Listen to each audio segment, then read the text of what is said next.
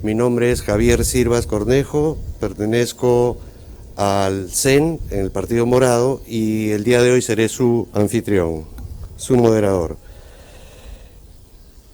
Hoy día estamos reunidos para presentarle a los candidatos, a nuestros candidatos del Partido Morado al Congreso de Lima y de peruanos en el extranjero. Quisiéramos, en primer lugar, que nos acompañaran con un minuto de silencio. Por favor, nos ponemos de pie en memoria de quien en vida fue Máximo Romero Huilca, quien fuera nuestro candidato morado al Parlamento andino.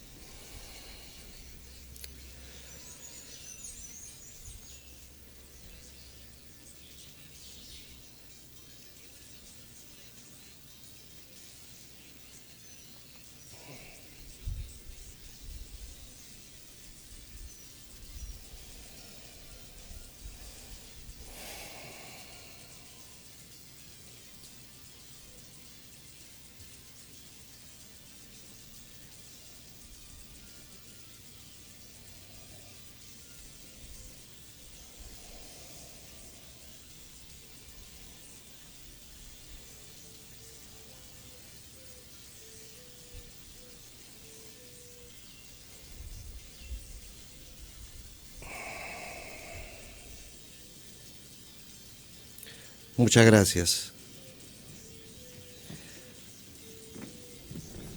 Por la coyuntura, queremos remarcar que estamos cumpliendo con todo el protocolo del distanciamiento social. Para ello les pedimos también que se mantengan en sus sitios y durante el desarrollo de este evento los asistentes se acercarán en el momento que ustedes tengan que hacer algunas preguntas. A continuación, les presentaré a los candidatos y les pido que mientras yo vaya mencionando sus números y sus nombres para que la prensa los pueda reconocer, se vayan poniendo de pie, por favor, para que mientras se escuchan su nombre. Ahora les voy a presentar a nuestros candidatos. Con el número 1, Susel Paredes. Tenemos con el número 2 al señor Rodolfo Pérez. Con el número 3 tenemos a la señora Flor Pablo. Con el número 4, Ed Málaga Trujillo. Con el número 5, Flor Borja. Con el número 7, Gabriela Salvador. Con el número 8, Luis Durán Rojo. Con el número 9, Úrsula Moscoso. Con el número 11, Liliana Muguerza. Con el número 12, Marco Ceballos. Con el número 13, Lisette Meléndez. Con el número 14, Alfredo Urquiza. Con el número 15, Susana Chávez. Con el número 16, Max Peralta. Con el número 17, Nancy Goiburo. Con el número 19, María del Pilar Alarcón. Con el número 20, Edgar Sáenz. Con el número 21, Jennifer Rojas. Con el número 22, Jorge Luis Díaz. Con el número 23, Claudia Valdeiglesias. Con el número 24, Johnny Pardavé. Con el número 25, Patricia Gamarra.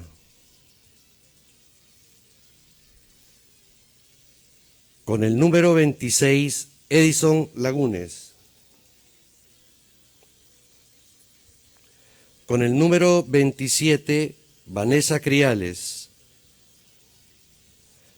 Con el número 28, Jorge Irribarren.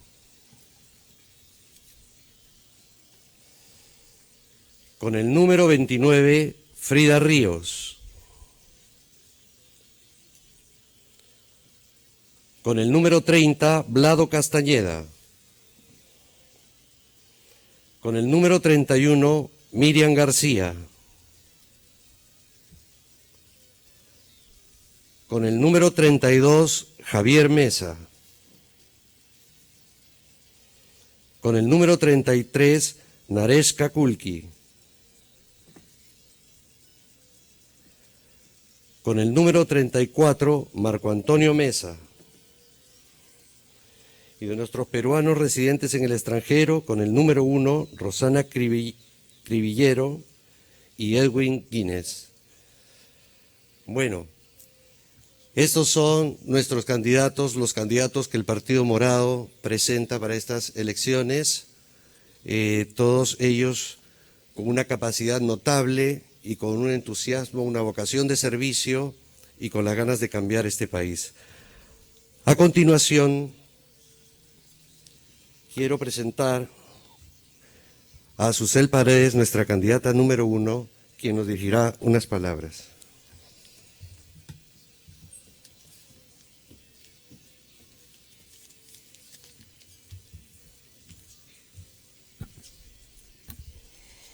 La República Peruana, a sus 200 años, tiene un proyecto de ciudadanos y ciudadanas al que me he sumado con convicción de estar en un partido de verdad, con gente de verdad, jóvenes y adultos que amamos nuestro Perú. El Partido Morado y Fuerza Ciudadana han hecho un acuerdo político, dos organizaciones de centro, para sacar al Perú de décadas y décadas de corrupción, de atraso, de desigualdad, con las terribles consecuencias de dolor y muerte. Me convoca a este proyecto morado un Perú moderno, conectado, con educación pública de calidad para todos los peruanos y para todas las peruanas. Y con esta tengamos las mismas oportunidades. Un país con un sistema de salud que no permita más muertos. Un sistema único de salud que no sea la foto de la muerte. Un país en el que la ciencia nos indique el futuro. Un Perú donde la Policía Nacional del Perú, sea moderna y sea nuestra.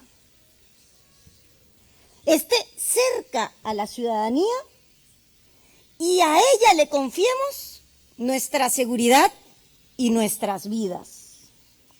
Un Perú donde la igualdad, la dignidad y el respeto entre todas las personas nos permita vivir felices y realizadas.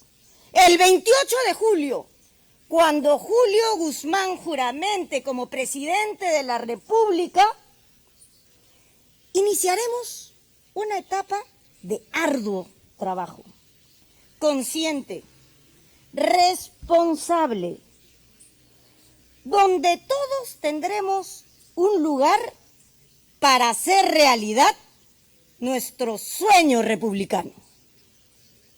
Gracias.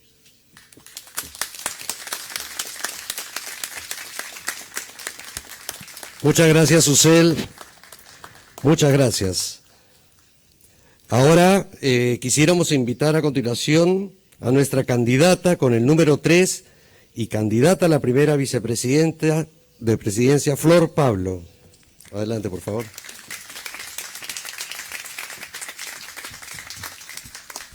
Muy buenos días con todos, señores, señoras de la prensa, compañeros, ciudadanos, candidatos y candidatas. Yo quisiera comenzar contándoles un poquito de mí. Yo soy una provinciana, soy migrante, soy ancaxina. Llegué acá a Lima a los 6 años, a un pueblo, a un barrio que es Caraballo, a Lima Norte. Como muchos provincianos en nuestro país, a comenzar a construir su desarrollo muchas veces de cero, de esteras, sin agua, sin luz. Pero ¿cuál fue ese punto de quiebre en ese futuro que pudo haber sido la reproducción de la pobreza? Fue la educación. Vengo de una familia que soy la primera mujer que logró acceder a la universidad, una universidad pública, estudió en San Marcos. Mi abuela nunca pisó la escuela, mis padres llegaron a duras penas al 3º o 4º de primaria. Pero fueron de esas familias, como millones de familias en el Perú, que apuestan por la educación de sus hijos, por su bienestar. Vengo de un barrio, como muchos peruanos, que para salir adelante tienen que organizarse, así es que he crecido en esa dinámica de colaboración, además de venir de una familia campesina, de comunidad campesina, y hay una dinámica de empatía, de búsqueda del bien común. Mi vida está marcada por eso, porque la educación logró cambiar mi vida. Puedo estar aquí hablándoles a ustedes, una niña que llegó a los 6 años sin hablar castellano, porque tuve un profesor que me enseñó a hablar castellano. Cuando llegué acá a primaria, a 1er grado de primaria, sin haber pasado por la educación inicial.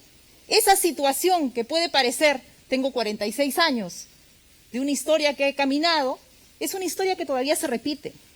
Todavía tenemos familias que migran a Lima buscando desarrollo, buscando salud, buscando educación. Todavía tenemos familias que por más esfuerzos que hagan, como hizo mi familia, no han tenido la suerte que yo he tenido, porque no pasa los derechos muchas veces por el tema del esfuerzo personal. Tenemos que generar oportunidades. Y es por eso que estoy en el Partido Morado, porque el Partido Morado apuesta por el desarrollo de los talentos, de las capacidades y de la generación de oportunidades para fortalecer esas capacidades. Capacidades hay en todas partes, talentos hay en todos los rincones del país. Pero ¿qué necesitamos? Un Estado fuerte, un Estado de bienestar, un Estado que asegure educación, que asegure protección, que asegure políticas de equidad. ¿Para qué? Para que no sea un asunto de suerte, lograr sueños, lograr proyectos de vida. Y es por eso que me he unido al Partido Morado, estoy acompañando en la plancha presidencial en la vicepresidencia Julio Guzmán, porque tenemos una apuesta seria, una apuesta sostenida, programática, una ideología que lo que busca es un desarrollo sostenible, apostando por las capacidades de las personas, por la educación, por la ciencia y por la tecnología. Cuando lleguemos al gobierno, porque tenemos que hacerlo, y ese es parte de mis convencimientos, he sido ministra de Educación. ¿Por qué estoy ahora en la política? Me he pasado 20 años de mi vida gestionando políticas. Decidí ser una mujer que hace políticas. ¿Por qué? Porque no podemos seguir solamente desde nuestra situación cómoda de ser funcionarios, necesitamos más. Para los grandes cambios, las grandes transformaciones, este país necesita un gobierno que llegue con un partido y con un programa y que llegue a la vez con una bancada sólida.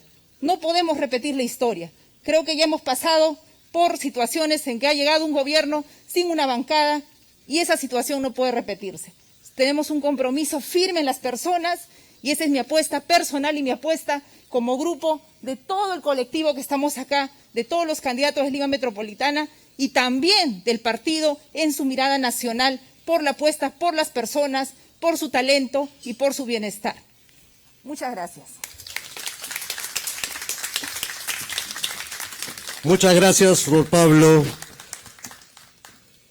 En realidad, queríamos decirles que el Partido Morado está muy orgulloso de nuestros candidatos al Congreso. Todos son personas con una amplia trayectoria en gestión, en trabajo social y con una amplia vocación de servicio. Muchas gracias por asumir este reto. Ahora quisiera presentarles a nuestro presidente del Partido Morado y candidato a la presidencia del Perú, Julio Guzmán, por favor.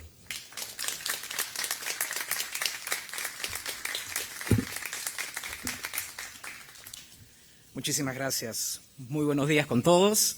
Quiero dar las gracias a todos los presentes, a todos los que nos siguen en vivo y también a todos aquellos que nos siguen en redes en la presentación de nuestros candidatos a Lima Metropolitana y a los peruanos en el extranjero. Quiero comenzar contándoles 3 historias reales de gente que conocí y que me inspiraron mucho. Y obviamente les estamos cambiando de nombre. Mabel es una mujer que vive en un asentamiento humano que se llama Nueva Esperanza, en Ate Bitarte. Ella es una madre soltera y tiene 2 hijos. Ante la pandemia, Mabel perdió el trabajo. Vendía medias en el mercado local y obviamente no tenía clientes a quien vender. Mabel, además, sus 2 hijos asisten a la escuela pública y lamentablemente hace meses que no se pueden conectar con su profesor, no porque no tengan un smartphone, sino porque no tienen dinero para comprar créditos y acceder al internet. Mabel perdió a su mamá, le dio COVID y se murió porque no tenían recursos para comprarle medicinas. En el Perú, el día de hoy, a estos meses de la pandemia, cerca del 50% de peruanos han perdido su trabajo. El 2020 vamos a pasar de un nivel de pobreza monetaria del 22% al 30%, cerca de 2 millones de personas. Juan es un joven morado, trujillano, que emigró a Lima para cumplir uno de sus sueños, que es tener una carrera profesional. Como Juan es bien dedicado, consiguió 50% de beca para sus estudios. Y eso lo obligó a buscar un trabajo de medio tiempo para poder pagarse el resto. Cuando llegó la pandemia, Juan perdió el empleo. Y la única opción que le quedó fue dejar de estudiar. Hoy día, a varios meses de la pandemia, 174,000 jóvenes han dejado de estudiar. 2 millones de niños de la escuela pública ya no van al colegio. El 35% de toda la población escolar del Perú. María Elena es una mujer peruana que vive en una comunidad amazónica. María Elena perdió a sus 2 hermanos y a su papá, porque no llegó a tiempo al hospital y llegaron en una situación tan crítica que no pudieron atenderlos. Los 3 fallecieron. Al día de hoy, más de 100,000 peruanos han perdido la vida debido al COVID. El 2020 nos ha dejado la peor crisis económica, social y política. La pandemia ha ocasionado miles de fallecidos y la destrucción de millones de empleos. La pandemia no solo ha tenido un efecto tremendo en la salud y en la economía nacional, sino que la pandemia también ha representado un shock emocional. Después de mucho tiempo, los peruanos nos hemos dado cuenta qué tan vulnerables éramos para nosotros y nuestras familias.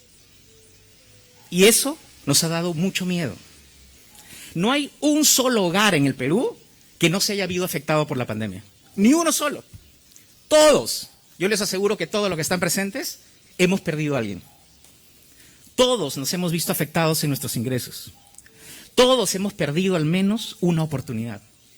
Y todos estamos perdiendo la esperanza. Y ante esto, una situación tan grave, una crisis, la mayor crisis en la historia republicana, se suma a otra pandemia, la mayoría del Congreso. La mayoría del Congreso es recontra efectiva, pero en ser obstruccionista, populista y golpista. A los partidos políticos no les interesa caminar sobre los cadáveres de los peruanos con tal de llegar al poder, creando una inestabilidad política enorme. En Año Nuevo, mientras varios congresistas morados estaban en Trujillo tratando de resolver el tema del agro, varios congresistas estaban celebrando en Miami. ¿Sí o no? Antes de la pandemia, el Perú estaba en sala de espera en un hospital. Ahora, después, a varios años, el Perú pasó de la sala de espera directamente al UCI. esta clase política le está fallando a la generación del Bicentenario. Pero los jóvenes y los padres, les aseguro que no van a permitir que les quiten sus sueños. Esto tiene que cambiar. El Perú se merece más. El Perú se merece un equipo serio, que haya planificado las cosas, un equipo responsable, un equipo preparado que esté a la altura para enfrentar la crisis más grande de la historia republicana del Perú. El Perú no se merece apostar por proyectos aventureros. El Perú no se merece ser víctima de la inexperiencia. Son 5 años que hemos perdido. 5 años en los cuales nos hemos dedicado simplemente a resistir. Hemos sido la resistencia. No podemos perder 5 años más. Y para evitar eso, el Partido Morado les presenta a la bancada morada 2.0. Porque la que está actualmente es la bancada morada 1.0. La bancada 2.0, espero, nos permita tener una bancada oficialista, una buena bancada oficialista, que nos permita que después de tantos años el Ejecutivo pueda gobernar y que se dedique a hacer política pública en lugar de estar simplemente resistiendo ante un Congreso que le pone trabas, que ocasiona demoras en la consecución de resultados en la salud y la reactivación económica.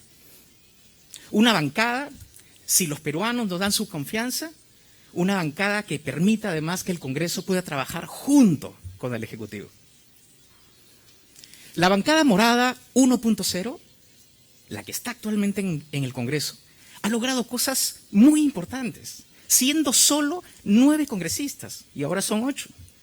Por ejemplo, ha logrado la reforma política, la inmunidad parlamentaria, por ejemplo, el financiamiento de partidos políticos, la posibilidad que los sentenciados no puedan ser elegidos en cargos de la nación, y también ha logrado la ley de paridad y alternancia. La ley antimonopolios, por ejemplo, es una ley que va a ser historia en el Perú, una iniciativa morada.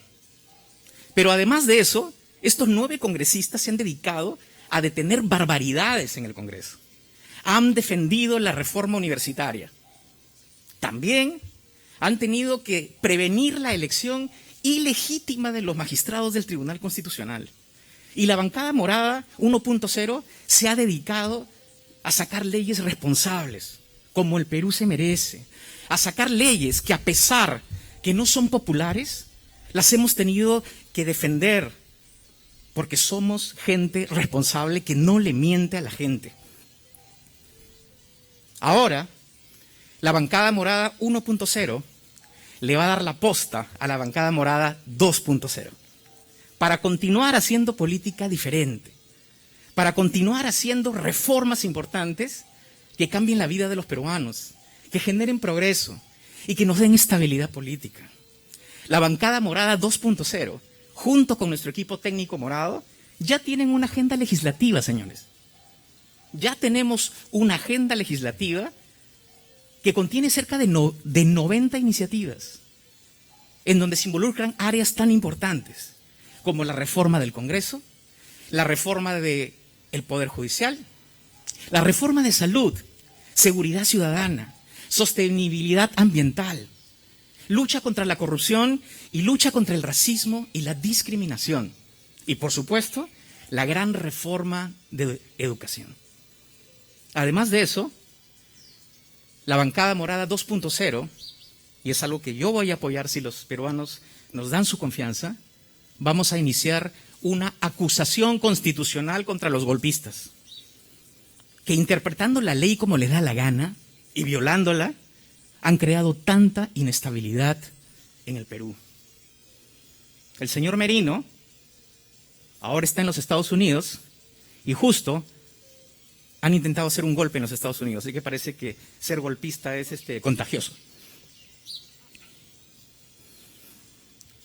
Señores de la prensa, militantes morados, candidatos por Lima Metropolitana, a todas las personas que nos escuchan en el Perú, yo quiero ser presidente por las razones correctas. Sueño con un Perú en donde nos tratemos mejor. Sueño con un Perú en donde tengamos un poco más de respeto entre nosotros. Sueño con un Perú en donde haya menos desconfianza. Sueño con un Perú en donde todos podamos alcanzar nuestros proyectos de vida y ser felices. Sí, pues, y si les parece cursi, lo lamento, porque todos los que estamos acá solo queremos ser felices.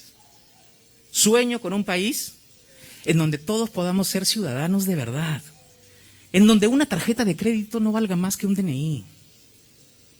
Es decir, sueño con un país en donde podamos cumplir la promesa de la vida peruana, que es el republicanismo del siglo XXI.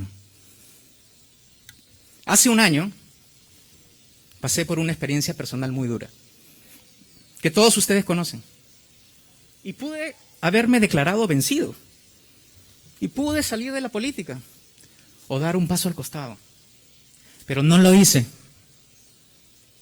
Me levanté, no me rendí, persistí, y seguí adelante. Y ahora estoy acá ante todos ustedes y ante todos los peruanos, porque creo en mí, porque creo en el Partido Morado, porque creo en toda esta gente que nos acompaña. Y estoy convencido que ellos quieren un Perú mejor. Muchas personas me han inspirado en todo este proceso de reflexión todos estos meses. Pero una de las personas que más me ha inspirado es Mabel, la primera historia personal que les conté. Porque Mabel, ante esa catastrófica situación familiar que ustedes ya saben, ¿saben lo que hizo? Comenzó a tocar las puertas de sus vecinas, que tenían una situación parecida. Las organizó y de la nada sacó una olla común. Y el día de hoy Mabel le da alimentación diaria a más de 300 personas. Esa es la mujer peruana. Mabel es el Perú. Mabel es el Perú. Cuando me pasó lo que me pasó y salí adelante, yo simplemente hice lo que todos los peruanos estamos haciendo hoy día ante la pandemia y la crisis política. Simplemente estoy haciendo lo que todos ustedes están haciendo. No rendirse y seguir adelante. El Perú vale más que eso. El Perú vale más que eso. Y por eso no podemos perder la esperanza. La decisión que el Perú cambie solo está en nuestras manos, en abril de este año. Muchísimas gracias por escucharme.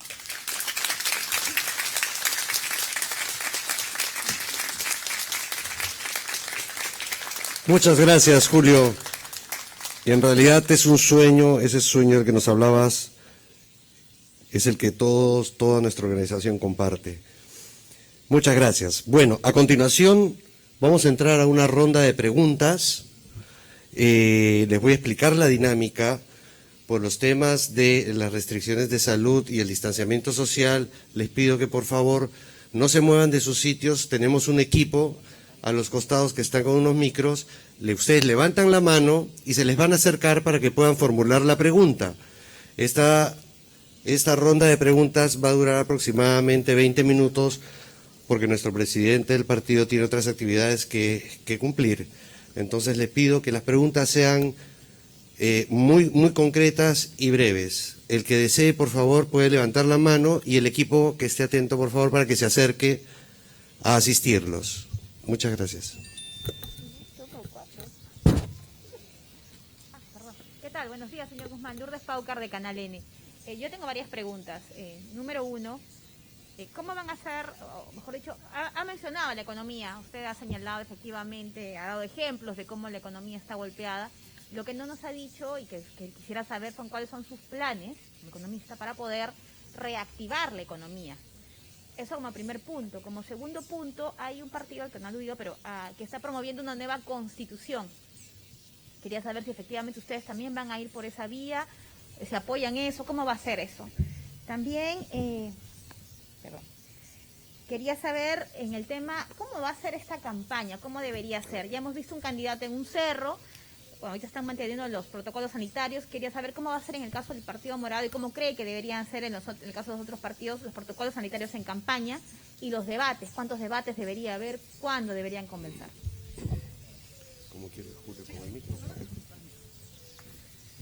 Gracias por las preguntas. Bueno, en primer lugar, la reactivación económica.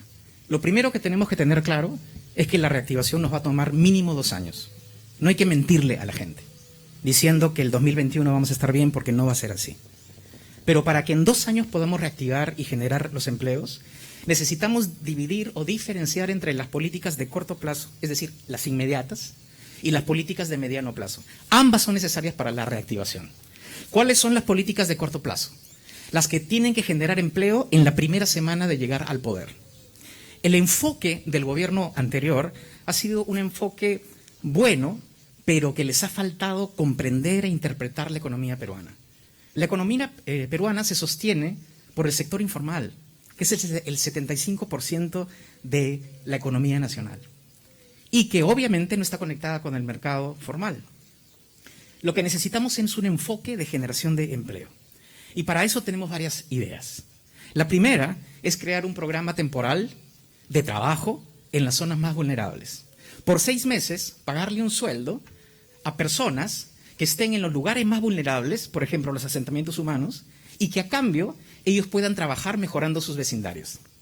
Yo he visitado muchas ollas comunes y asentamientos humanos en estos meses, sin llevar ningún polo morado de incógnita. Y veo que el trabajo de obras pequeñas es súper importante y potente. Muros de contención, escaleras, por ejemplo, centros para que puedan hacer sus actividades, y también las ollas comunes. ¿Por qué no hacemos un programa de trabajo temporal 6 meses y les pagamos un sueldo, y a cambio de eso ellos invierten ese tiempo mejorando sus vecindarios? ¿Qué hacemos? Damos empleo, reactivamos a todas las ferreterías, hacemos que el gobierno inyecte economía y que se genere este multiplicador keynesiano, que simplemente es el multiplicador que la gente tenga dinero en el bolsillo. Pero otros programas muy interesantes es dar un bono agrícola, porque la pandemia ha llegado a las zonas rurales. Y es un bono para que ellos puedan financiar sus campañas. ¿Saben cuánto cuesta financiar una campaña de un agricultor que tiene 5 hectáreas? Poco más de 1.000 soles. No estamos pensando en millones. Además de eso, hemos propuesto crear el bono agrícola, el seguro agrícola, que es un seguro que paga el Estado, pero obviamente en convenios con aseguradoras internacionales, en donde todos los agricultores pequeños pueden asegurar sus cosechas y su siembra ante los desastres naturales, ante las plagas y ante cualquier evento que no esté en su control. ¿Por qué no hacer este seguro? En México lo hacen, y la productividad agrícola en 6 meses se multiplicó por 3, solo con el seguro agrícola. En las políticas de mediano plazo, ahí viene, por ejemplo, cosas súper importantes, que es la reactivación de la inversión pública en obras de infraestructura, que está caminando muy lento. ¿Y ahí qué se puede hacer? Identificar esos proyectos de inversión que ya están en el MEF, 1.000 de ellos que están listos para ejecutar, y en el Congreso aprobar un proceso de fast track. ¿Qué es un proceso de fast track? Es simplemente una simplificación administrativa para que en una situación de emergencia y excepcional esos proyectos puedan ser ejecutados de inmediato y no tengan que pasar por toda la burocracia, porque si no todos nos vamos a morir hasta que se construya un puente. En las medidas de mediano plazo también está darle estabilidad política al Perú. ¿Ustedes tienen idea de la cantidad de inversiones que se han paralizado por la culpa de la mayoría del Congreso? ¿Ustedes creen que las inversiones se han parado estrictamente por la pandemia? No, se han parado por la inestabilidad, porque hemos tenido 4 presidentes en los últimos 5 años. Entonces, la estabilidad política genera inversiones en el sector privado. Pues de todas las inversiones que hay en el Perú, el 75% vienen del sector privado y el 25% restante es de la inversión pública. Otra medida de mediano plazo muy importante es darle asistencia técnica a los agricultores y a los emprendedores.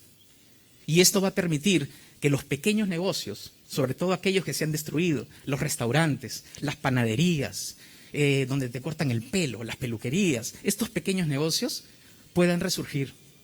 Porque lo que ha pasado durante la pandemia es que estos emprendedores también han perdido la esperanza. Entonces son cosas muy concretas que yo también he anunciado ya públicamente y que estamos listos a ejecutar apenas lleguemos al Congreso. La segunda pregunta se refería a la Constitución. si estamos a favor de una nueva Constitución. Yo también he hecho público que lo que vamos a hacer en la primera semana de gobierno es nombrar una comisión especial, integrada por expertos, representantes de la sociedad civil, y entre ellos los jóvenes, para que en un periodo de 2 años evalúen, discutan sobre la posibilidad de hacer un referéndum al segundo año de nuestro gobierno, en donde los peruanos puedan decidir si es que quieren una nueva Constitución o no.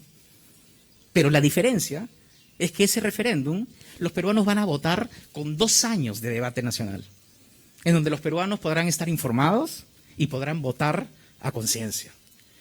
Una nueva Constitución es una posibilidad. ¿Por qué? Porque el mundo cambió y la relación Estado-ciudadano ha cambiado a raíz de la globalización, el cambio tecnológico, el cambio climático.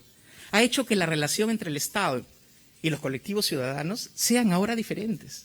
Y la pandemia lo que ha generado es la posibilidad de tener un nuevo contrato social entre el Estado y las personas. Pero la otra razón por la cual debemos de pensar en una posibilidad de una nueva Constitución es porque nuestra Constitución tiene demasiados vacíos para que gente como los golpistas hagan lo que les dé la gana. Nuestra Constitución tiene tantos vacíos que han permitido que gente inescrupulosa interprete la ley como les da la gana.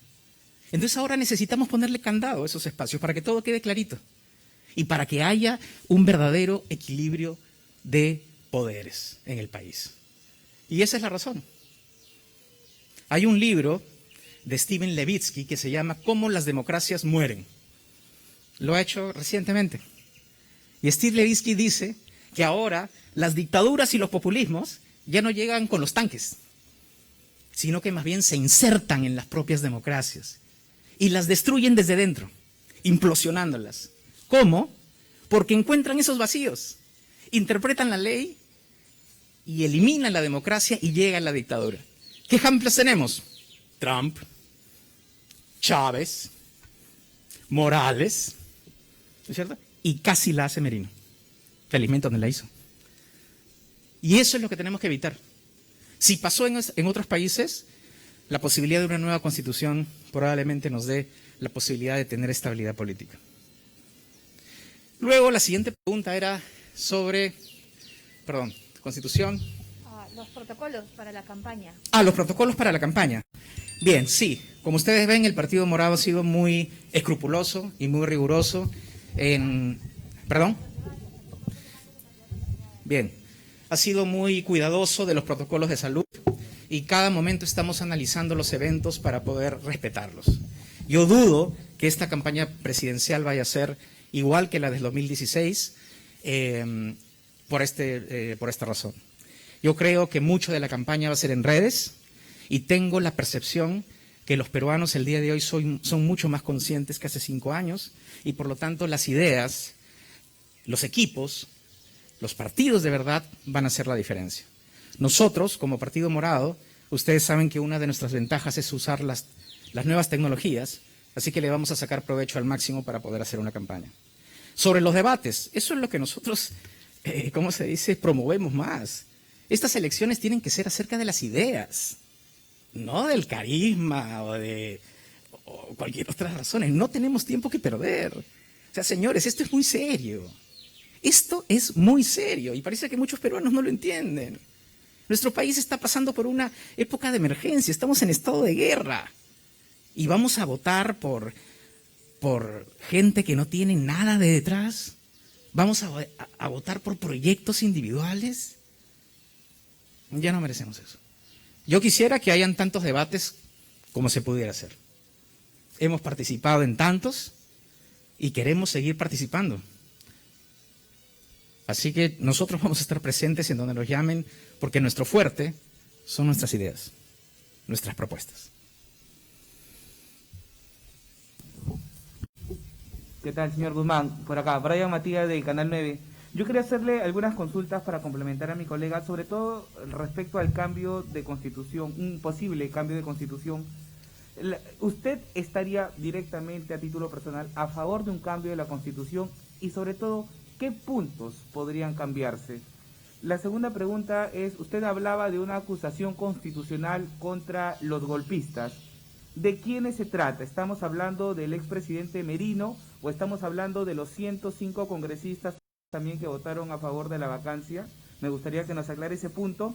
¿Y cuál es la postura que tiene de los candidatos al Congreso y a la presidencia que tienen investigaciones pendientes en este momento y algunos expertos señalan que lo que estarían buscando es la inmunidad tanto congresal como la inmunidad presidencial?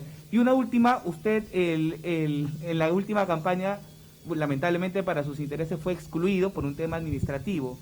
En este proceso hay dos partidos políticos que están en la misma situación. ¿Cuál es la postura que tiene? ¿Deberían participar pese a que han cometido algunas faltas administrativas y que todo se define en las urnas? Gracias. Quiero pedirte un favor, si me puedes recordar las preguntas. Sí. Ir respondiendo. Lo primero es sobre la Constitución, sí. ¿no es cierto? Bueno, yo quiero decirles que ustedes van a encontrar videos y declaraciones mías en el pasado sobre una nueva Constitución. Y yo declaré en esos momentos que los grandes problemas del Perú, los problemas con la salud, con la educación, etcétera, no son responsabilidad de la Constitución. Y en esa posición me mantengo, porque los problemas que tenemos en la educación son por los malos políticos y las malas decisiones que nosotros hemos tomado y la pésima gestión que ha habido. Esa posición la mantengo. ¿Y por qué ahora he cambiado? Por haber visto estos últimos 5 años, sobre todo los últimos 2 años, en donde me he dado cuenta que la Constitución tiene que ser cambiada, quizás algunos elementos en el capítulo económico, pero sobre todo en el capítulo que habla de los poderes, del equilibrio de poderes. Porque en los últimos 2 años son justamente todos los ejemplos de las cosas que se podrían hacer en los próximos. Entonces sí, he cambiado de idea, y cambiar de idea es algo natural y además legítimo. Y sí, efectivamente, yo personalmente voy a apoyar a la bancada cuando empecemos todo este proceso de crear la comisión y de pensar en un referéndum para una nueva constitución. La segunda pregunta era sobre... Las acusaciones constitucionales contra los golpistas a quienes califican. Sí, bueno, la acusación constitucional va a ser contra los 105. No estamos personalizando esto. ¿Y que yo apoyo ese proceso? Sí, definitivamente. Primero, además, Susel Paredes es la que va a liderar esa acusación constitucional en el Congreso. La otra era sobre los candidatos presidenciales y congresales que tienen investigaciones pendientes, en algunos casos por lavado de activos y otros delitos de grueso calibre. Bueno, las personas no son culpables hasta que sean sentenciadas. Y lamentablemente el día de hoy tenemos personas en donde hay indicios de corrupción muy grandes y hay otros casos en los que la verdad uno se pone a pensar si es que eso tiene motivaciones políticas o no. Entonces tenemos que diferenciar entre la paja y el trigo, ¿no? Una cosa es acusar a un político que sabemos, todos los peruanos que están involucrados en casos de corrupción y todo lo demás, y otro caso muy diferente es un ciudadano peruano que es acusado por tonterías. Así que tenemos que tener mucho cuidado con eso. Y la última era Sí. sobre la exclusión por temas administrativos. Hay 2 candidatos que podrían quedar fuera de carrera por eso. Por ese Sí, punto. nosotros queremos que todos participen. El Partido Morado y yo públicamente hemos dicho que ningún candidato tiene que ser excluido, que los peruanos tienen que simplemente tomar decisiones sobre las mejores propuestas.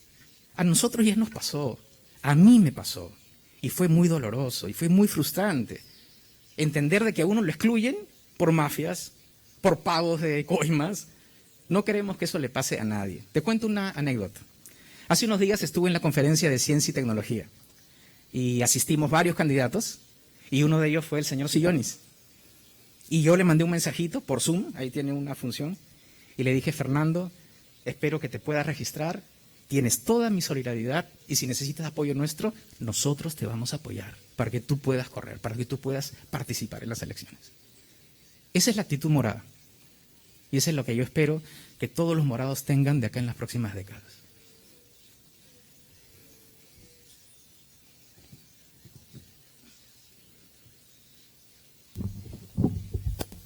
¿Qué tal? Buenos días. ¿Cómo están a todos los candidatos? Señor Guzmán, Jorge Malbor de Latina. Tengo 2 consultas. Profundizar un poquito la consulta que ya ha hecho mi compañero antes sobre estos candidatos que tienen algunas investigaciones. Yo voy a puntualizar precisamente por el candidato que lleva la número 12, que es el señor Marcos Ceballos, que está presente. Él ha sido investigado por el Ministerio Público, específicamente por el delito de asociación, o el presunto delito de asociación ilícita. Se entiende, como usted bien dice, de que, bueno, hay algunos candidatos con indicios, hay otros que siendo investigados por tonterías, pero puntualmente este es un presunto delito, es algo delicado, y al final, en el momento de las elecciones, podría jugar un tanto en contra, considerando lo que pregona el Partido Morado. Entonces, en ese sentido, jugaría quizás un poquito en contra que se tenga un candidato investigado por el presunto delito de asociación ilícita. Y mi segunda pregunta es sobre su posición o la postura del partido sobre la legalización del aborto. Y ya se está viendo, por ejemplo, en Argentina, no va a pasar mucho tiempo para que colectivos dentro del país también puedan promover esto. Muchas gracias. Gracias.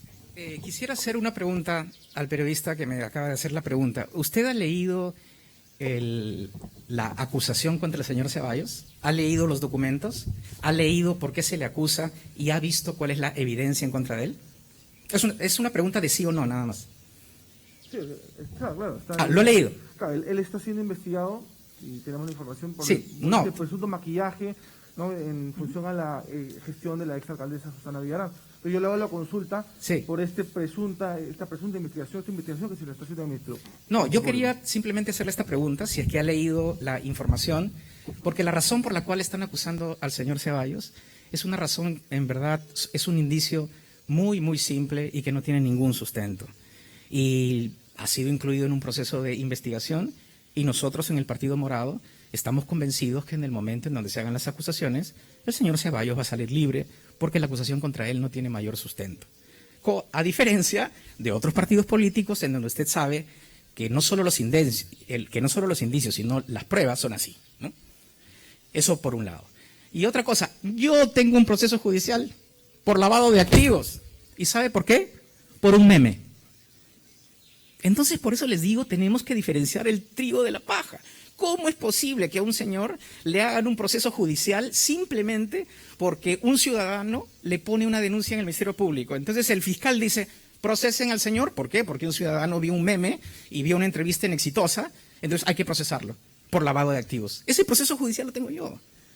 Entonces yo le pregunto a usted, ¿usted cree que por ese proceso judicial yo no debería de participar en las elecciones? Bueno, pues es el mismo caso. Y por eso tenemos que leer, para diferenciar en dónde están las pruebas y qué casos no hay ninguna prueba. Y la otra pregunta era, solo esa, ¿no? Nadie quiere aborto.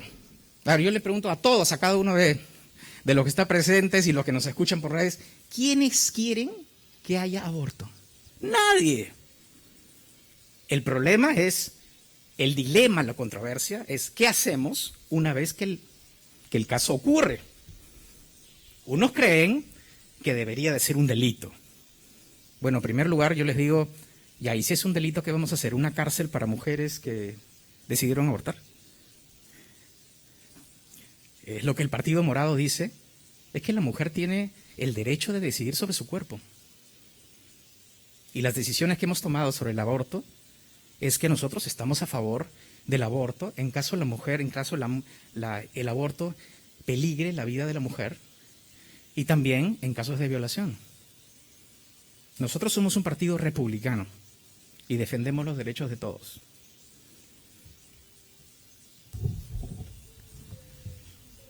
Señor Guzmán, buenos días. Álvaro Cisneros de Panamericana Televisión. Usted se ha referido el día de hoy al Congreso que está en funciones, a los parlamentarios actuales. Los ha definido como oportunistas, populistas, generalizando la gestión de este Parlamento. E incluso se ha referido hasta en 3 oportunidades con nombre propio al señor Merino. ¿No es populista y oportunista despotricar contra el Congreso que está en funciones? ¿No es la fórmula fácil de ganar adeptos, como ya lo han hecho otros políticos? ¿No es la forma más sencilla de ganar popularidad criticando al actual Congreso, que sabemos que está bastante desprestigiado? ¿Esa es la fórmula que tiene usted para generar más seguidores? Y otra consulta. Usted ya ha aclarado que el Partido Morado no está en el gobierno actualmente, que el señor Sagasti es un gobierno independiente. Sin embargo, es inevitable hacer la digamos, la hilación de estos, el vínculo que existe entre el gobierno actual y el Partido Morado, dado que el señor Sagasti es uno de los fundadores del Partido Morado, tiene ministros que han sido candidatos al Congreso por el Partido Morado, ha tenido asesores que han sido postulantes al Congreso, pero que ya se han retirado. Entonces hay una conexión ahí que es indudable. ¿Realmente el Partido Morado no está en funciones en este momento en el gobierno? Muchas gracias. Gracias por la pregunta. En primer lugar, yo no considero que ser populista es criticar al Congreso. Si usted mira las encuestas y les pregunta a los peruanos si creen que este Congreso es populista, golpista, la gran mayoría va a decir que sí, porque es la verdad. Yo no creo que haya ninguna duda sobre eso. A mí me han criticado mucho porque dicen que promuevo las movilizaciones. No, los que se han movilizado son los peruanos.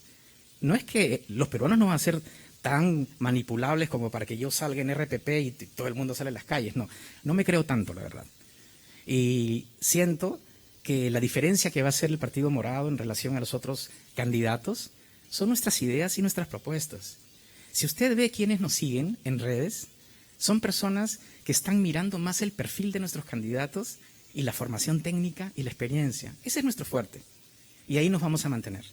Nuestro fuerte es decirle a los peruanos que estamos a una crisis tan grave que necesitamos votar por personas y por partidos que se han preparado de verdad. Por ahí vamos a entrar. Si es que alguna de mis acciones ha causado la percepción de oportunismo o populismo, yo lo entiendo. Y estamos haciendo el mayor esfuerzo para que continúe nuestra convocatoria en los peruanos, para que piensen más en nuestra preparación y nuestra experiencia. Y la segunda pregunta era, por favor, porque ya me olvidé. Es inevitable. Yo creo que es inevitable que cuando un miembro de un partido tan prominente como el presidente Sagasti entra a un gobierno de transición y se le vincule con el partido que lo propuso. Yo creo que eso es inevitable, es entendible y es natural. Pero creo que conforme pase el tiempo, la gente se va a dar cuenta de que efectivamente no hay mayor vínculo, porque todo se va a demostrar con las actitudes y los comportamientos. Yo le quiero contar varias anécdotas. En primer lugar, al señor Sagasti no lo he vuelto a ver desde el día siguiente de su juramentación. La única vez que lo he vuelto a ver desde ese día hasta hoy fue porque invitó a todos los partidos políticos, a los presidentes y a los voceros. Y tuvimos una reunión muy corta de 30 minutos. Nunca más lo he visto. No tengo un solo mensaje en chat con el presidente Sagasti desde que juramentó.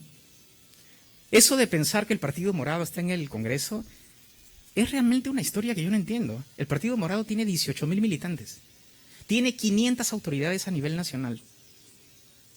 Y porque el presidente Sagasti tiene 2 asesores que pertenecieron al Partido Morado, un ministro que perteneció al Partido Morado, entonces ya el Partido Morado está en control del gobierno, está copando el gobierno. Ese argumento es insostenible, es muy débil. Pero nuevamente yo comprendo que esto es algo natural de pensar que hay algún vínculo. Nosotros, como partido y como bancada, vamos a seguir siendo lo que hemos sido siempre, una crítica constructiva, y nos vamos a mantener ahí. Cuando el gobierno haga cosas que no nos parecen, las vamos a decir.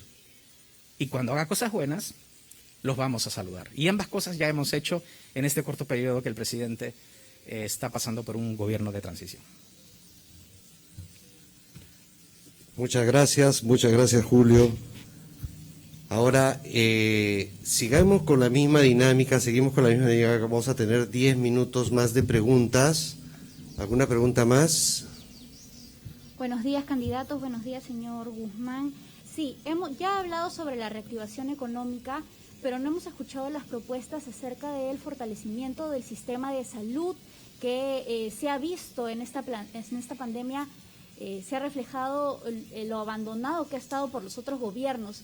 Todavía estamos en una crisis sanitaria muy grande y quisiera saber cómo lo va a hacer en las provincias que han sido las más afectadas por la pandemia, el aumento de camas UCI, y además cómo se haría en la distribución de las vacunas, porque el presidente ya ha anunciado que para el primer trimestre del año estarían vacunados la mitad de los peruanos, pero todavía falta la otra mitad, que son 15 millones de peruanos aproximadamente que faltarían vacunarse, y la vacuna de AstraZeneca llegaría en septiembre, ya para cuando de ganar asumiría el mando?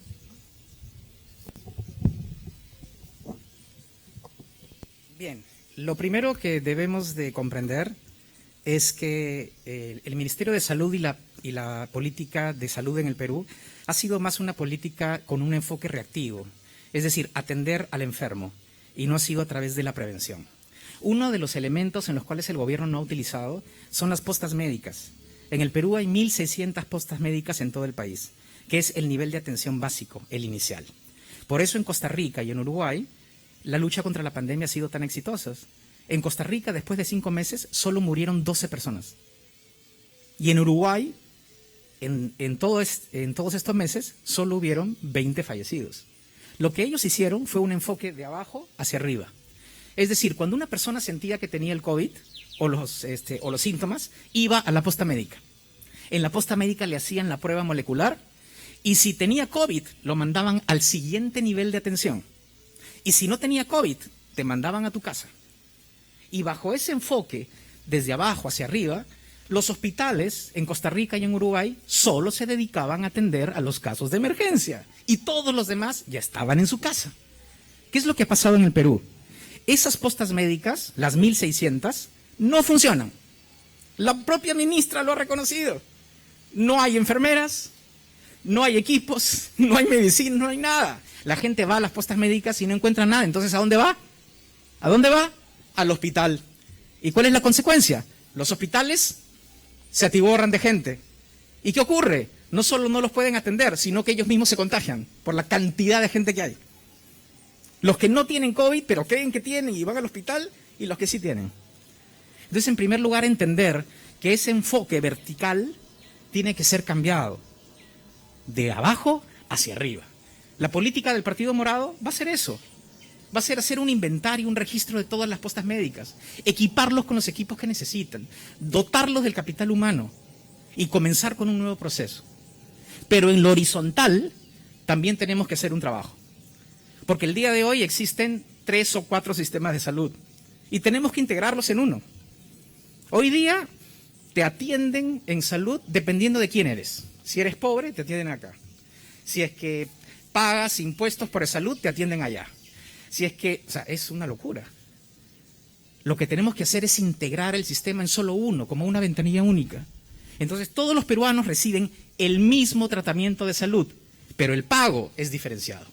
¿Cómo así?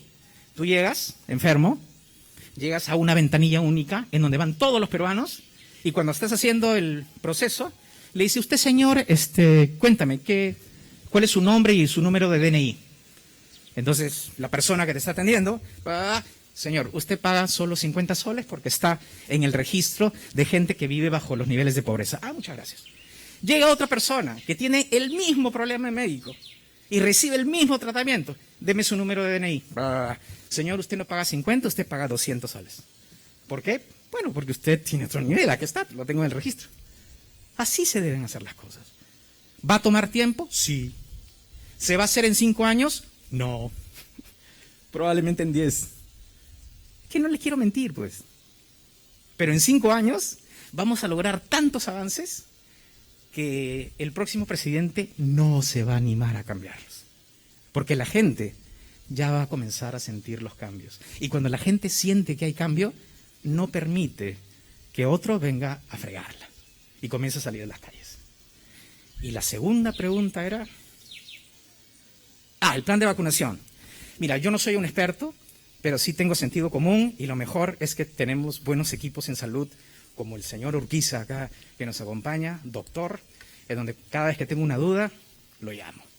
En el caso de las vacunas, yo le pediría al gobierno de que, si bien es cierto, nos parece algo súper positivo, un gol de media cancha al estilo Roberto Palacios, cuando yo lo veía jugar, pero que tenga mucho cuidado en la segunda fase. La segunda fase es a quién le damos la vacuna. Y nosotros quisiéramos que el gobierno comience por los más vulnerables, pero no los más vulnerables en términos de socioeconómicos, sino los más vulnerables a la pandemia. Ahí hay que tener mucho cuidado. ¿Y cuál es el problema que tengo que reconocer y se los tengo que decir? Que no tenemos data. Y al no tener data es muy difícil. Yo lo que espero es que el gobierno tenga la mínima información, o sea, que haga dos cosas en paralelo, lo que yo haría, ¿no? Es, con la poca data que existe, que tiene mediana calidad, comenzaría a vacunar a los que están más expuestos. Pero en paralelo, comenzaría a construir la data que me falta, en paralelo, cosa que voy ganando tiempo. Porque la vacunación de la gente que está más expuesta no va a tomar semanas, va a tomar meses. Entonces, eso es lo que necesitamos hacer, porque ya no podemos esperar más. Lo que sí vamos a hacer muy duros es que si encontramos casos de gente privilegiada y que está recibiendo la vacuna, eso no está bien. Y si ocurre, lo vamos a denunciar.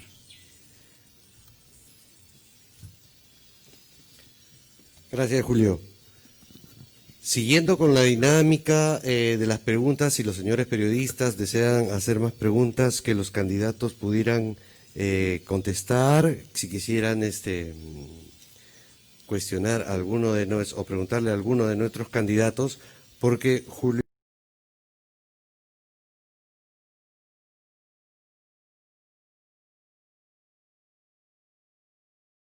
Vamos por una ronda de 10 minutos y alguno tiene alguna pregunta, por favor, pueden utilizar a los asistentes.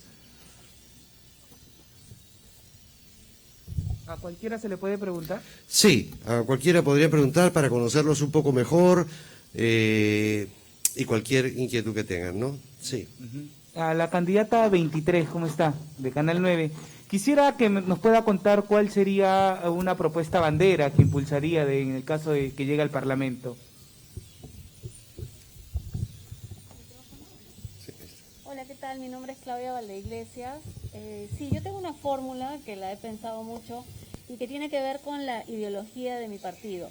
Educación, emprendimiento igual bienestar familiar. E cuadrado igual BF. Una de las banderas de nuestro partido es la educación de calidad para todos. Y también, por lo que estamos viviendo en la pandemia y lo que nos está dejando como crisis económica, el emprendimiento y los emprendedores necesitan un apoyo inmediato de parte de las políticas públicas, y eso me parece a mí que va a favorecer a las familias. Por eso es que mi fórmula es bienestar, educación y emprendimiento. Muchas gracias. Muchas gracias. ¿Cómo sería, si me puede dar detalles para que el elector pueda tener claro cómo plantearía esto, o qué es lo que diría en la propuesta legislativa que plantearía? Bueno, nosotros tenemos un plan de gobierno y en ese plan de gobierno están detalladas todas las acciones que nosotros vamos a encaminar, tanto en el aspecto económico, que tiene que ver con el emprendimiento y con la reactivación económica, como con la gran transformación que nosotros queremos hacer a nivel del talento humano, que es la educación. Los congresistas no tenemos una acción directa en el Ejecutivo, somos el Legislativo, y como tal nuestras funciones son fundamentalmente representar, fiscalizar y legislar. Entonces, nosotros como bancada lo que vamos a hacer es ser consecuentes con el proyecto político que tiene nuestro partido, y de acuerdo a ese plan de gobierno es que tenemos que caminar con esas tres funciones.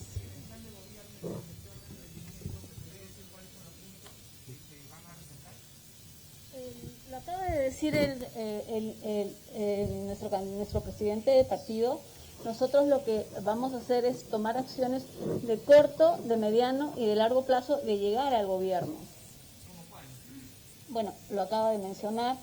En el corto plazo, por ejemplo, hay algunas acciones que se pueden hacer que básicamente tienen que ver con la capacitación de los emprendedores. Una cosa muy concreta y donde yo pienso personalmente, por mi experiencia profesional y de vida, que tenemos que incorporar a las regiones, a los municipios, que están muy apartados todavía de lo que es el trabajo que se tiene que hacer para el bienestar de los ciudadanos. Gracias, Claudia. Por allá, por favor. Okay. Dos preguntas puntuales, una para la señora Susan, el número 1, y para el número 24. Para el número 1, ¿de qué manera se va a enfrentar a la informalidad que por motivo de empleo y por situaciones laborales hoy en día han invadido las calles? Y la segunda pregunta para el candidato número 24 es, hoy en día el transporte público es una situación bastante caótica, horas perdidas y es un foco infeccioso para la contaminación del virus. Sí, caballero, mi nombre es Susel, no Susana, Susel Paredes. El tema de la informalidad, como lo ha dicho nuestro candidato a la presidencia, Julio Guzmán, es un tema súper complejo y tiene décadas, muchos años. Concretamente, desde el Congreso podemos hacer varias cosas. Como nosotros sabemos, hay cosas que puede hacer el Ejecutivo desde los ministerios, con programas, etcétera. Pero desde el Legislativo, nuestra misión principal es legislar. ¿Qué cosa es lo que voy a proponer yo? Que en la calle la he vivido, ¿eh? A mí no me la han contado. Yo en la calle la he vivido. Entonces, desde que el Ministerio de Trabajo y Promoción del Empleo quiere apoyar a las personas que no tienen trabajo, no llega al distrito. Entonces los distritos se ven invadidos por personas que necesitan trabajar. Mi propuesta es una modificatoria en la Ley Orgánica de Municipalidades para que la facultad dentro del desarrollo económico se amplíe a desarrollo económico y promoción del empleo, porque no llega desde el ministerio hasta el distrito. Entonces, ¿qué ocurre? La Ley Orgánica de Municipalidades tiene un brazo que te ordena liberar el espacio público, ordenar, fiscalizar, que ha sido mi rol. Pero tiene un brazo débil, que debiera ser la otra cara de la moneda, que es ser tan fuerte como la fiscalización, el desarrollo económico. Para eso necesitamos que las municipalidades tengan mayores facultades para la promoción del empleo desde el distrito, porque es ahí donde está concentrada la informalidad. La informalidad no está concentrada por niveles, no, la informalidad básicamente usted lo ve en la calle. Entonces, ¿la calle de quién es? De los distritos. ¿Quién sabe cuántos ambulantes hay? Los alcaldes, porque son los que todo el tiempo están empadronando. Entonces, sobre ese punto, eso es lo que vamos a hacer.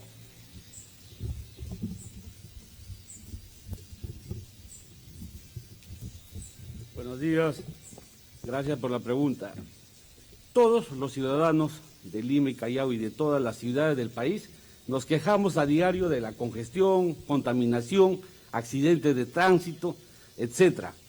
Pero ¿cuál es el problema de fondo?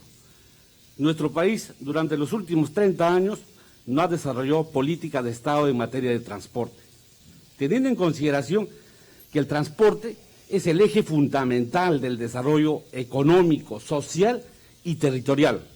La propuesta que se plantea está planteada también en la agenda parlamentaria y tiene que ver mucho con el derecho civil al transporte.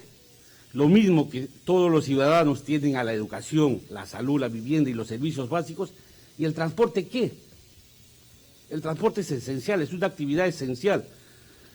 Y esa iniciativa legislativa va a dar accesibilidad a que todos los usuarios en Lima, los 17 millones de viajes diarios, tiene que darse acceso en todas sus modalidades.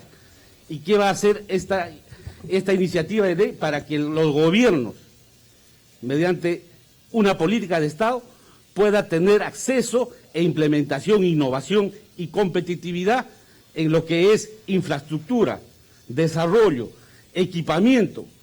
Y esto va a ser básico para que todos los sistemas de transporte público, no solamente en Lima y Callao como una ciudad capital, metrópoli, sino en todas las ciudades del país, empiecen a impulsar como una política de Estado para que los gobiernos simplemente puedan desarrollar estas iniciativas legislativas y fiscalizar a todas las instituciones que tienen que ver con el sector transporte, que no se hace durante muchos años. Gracias. Gracias, Johnny. Por favor. Buenos días. Hoy en día la paridad y alternancia ya es una realidad, sin embargo no es, digamos, la máxima o no hemos llegado a la plenitud en lo que es alternancia, porque también estamos hablando hoy en día de que hay una comunidad LGTBI que requiere un reconocimiento. Conocemos de la incorporación de Susel Paredes, ¿verdad?, a la plancha congresal. Quisiera saber qué otros candidatos o candidatas hay en esta lista y que nos cuenten quizás su testimonio de qué desafíos se encuentran en esta candidatura, porque sabemos que existe la discriminación. Y al mismo tiempo preguntar si alguien puede aportar sobre qué propuestas hay en la lucha contra la corrupción.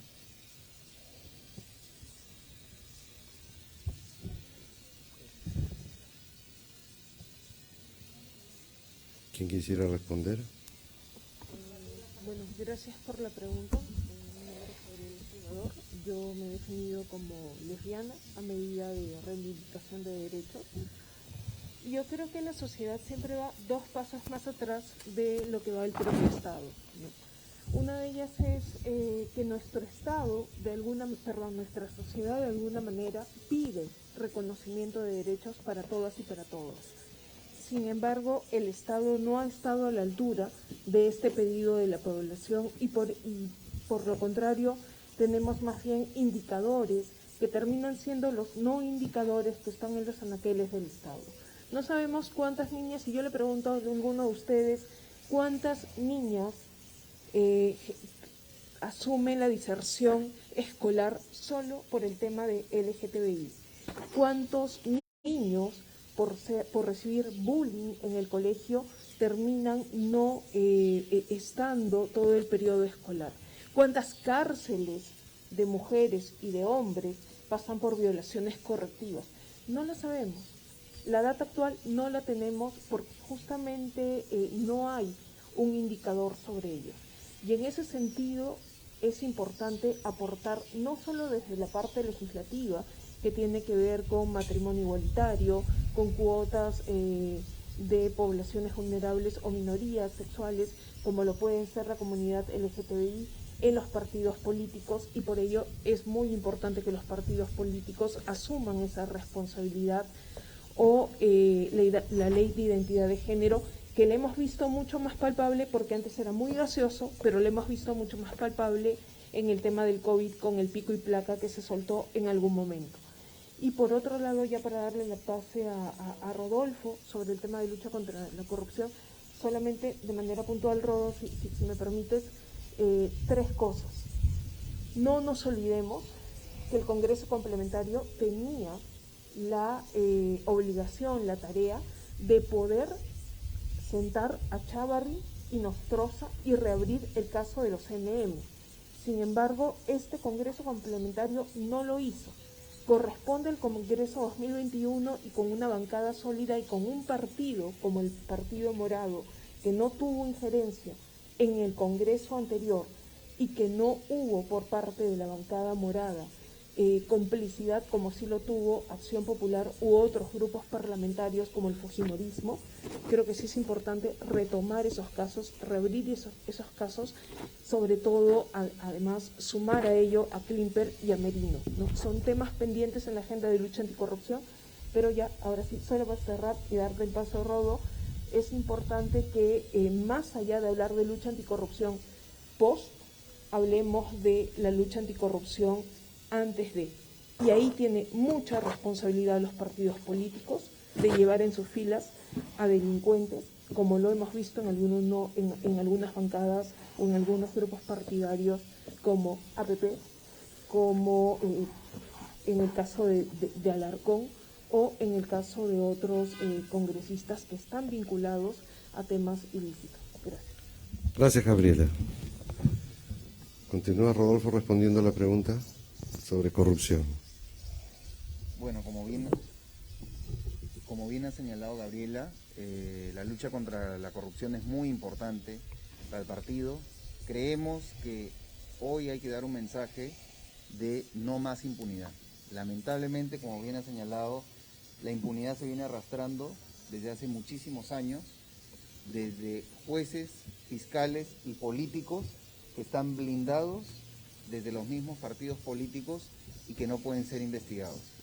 Hay investigaciones del caso Lavajato, el caso Lavajuez, los gángsters de la política, que involucran directamente a partidos políticos, que involucran a fiscales supremos y que involucran a jueces supremos, que hoy están en las instituciones. Si no nos damos cuenta que la corrupción está infiltrada en la democracia peruana, no vamos a combatirla. Y definitivamente tenemos que ser firmes, hacer que las instituciones hagan su trabajo con independencia, y está el caso de las investigaciones fiscales que se ha señalado. Pero también hay muchos jueces que deben de ser revisados sus casos por la Junta Nacional de Justicia, jueces que han sido jueces y fiscales que han sido designados de manera fraudulenta, pagando coimas y que son parte de mafias que están infiltradas en este momento en el sistema de justicia.